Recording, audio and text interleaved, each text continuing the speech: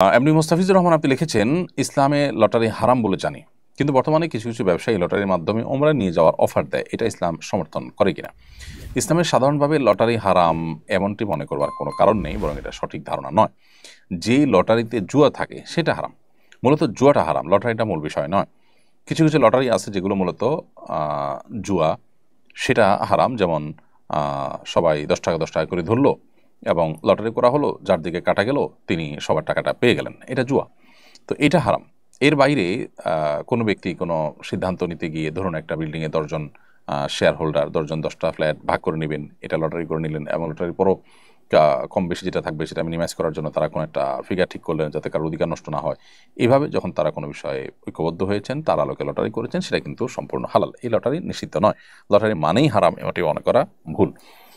অতএব কোনো কোম্পানি যদি তার ব্যবসার পলিসিতে এরকম কিছু রাখেন যে ক্রেতাদের মধ্যে থেকে কিছু মানুষকে তিনি পুরস্কার দিবেন, তো সেটা কিন্তু মৌলিকভাবে কোনো নাজায়েজ বিষয় নয়। কিন্তু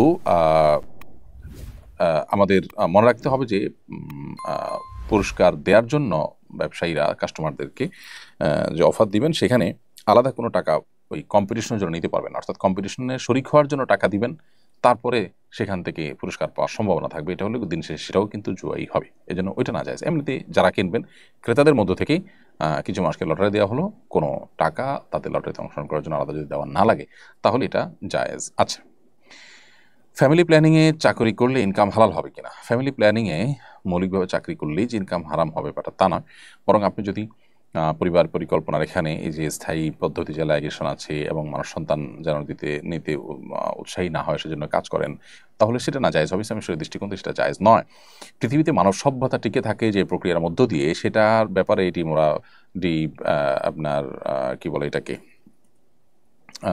ডিমোটিভেটেড যদি করা হয়, তাহলে কিন্তু সেটা নাজায়েজ কাজ হয় এবং সেজন্য এটা থেকে আমাদেরকে বেঁচে থাকতে হবে এবং এটা করলে গুনাহ হবে, সে চাকরি আপনার হালাল হবে না। এছাড়া ওই একই কোম্পানির অন্য কোনো কাজে আপনি যদি চাকরি করেন যেখানে প্রত্যক্ষভাবে এই ধরনের গুনাহের কাজে আপনার কোনো সহযোগিতা করতে হয় না, তাহলে আপনার ইনকাম হালাল হতে পারে।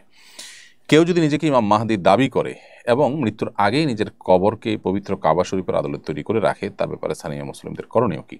তাদের উচিত ইসলামের নামে এই বিভ্রান্তির ফলে মানুষের মধ্যে যে বিভ্রান্তি তৈরি হতে পারে, মানুষ ইসলাম বিমুখ হতে পারে, শিরকে লিপ্ত হতে পারে, মুসলিমদের মধ্যে এ ধরনের বিভ্রান্তি তৈরি করলে সেটা বন্ধ করার জন্য স্থানীয় মুসলমানদের উদ্যোগ নিতে হবে। বিশেষ করে স্থানীয় প্রশাসন আদালতের শরণাপন্ন হয়ে মুসলিমদের ধর্মের অবমাননা ইত্যাদির কারণে তাদের ব্যাপারে ব্যবস্থা গ্রহণ করতে হবে। এর বাইরে তাদেরকে দাওয়াতি কাজ করা যেতে পারে, কিন্তু তার মধ্যে দাওয়াতি কাজ করা যেতে পারে, কিন্তু কোনো অবস্থাতেই এটাকে নির্বাধায় করতে দেওয়াটা, এটা তথাকথিত ব্যক্তি স্বাধীনতার নামে দিনের বিষয়ে মানুষকে ধ্বংসের দিকে নিয়ে যাওয়ার নামান্তর। আমরা যারা ব্যক্তি স্বাধীনতার নামে এই ধরনের কাজ, যার যা খুশি তা করার পক্ষে আমরা কথা বলি, তারা কি একটা রাষ্ট্রের যে নিয়ম কানুন আছে সেগুলোর বাইরে কাউকে কিছু করবার এখতিয়ার দিবেন? স্বাধীনতার নাম দিয়ে নিশ্চয়ই দিবেন না। তাহলে আল্লাহর দিন তার চাইতে বড় কোনো বিষয় তো আমাদের কাছে থাকতে পারে না। বিধায় সেখানে এ ধরনের মন গড়া জিনিস করে মানুষকে বিভ্রান্ত করার পথ রুদ্ধ করতে হবে, তা না হলে নাহি আনিল মুনকার বা অসৎ কাজে বাধা প্রদান বলতে পৃথিবীতে আর কিছুই থাকবে না।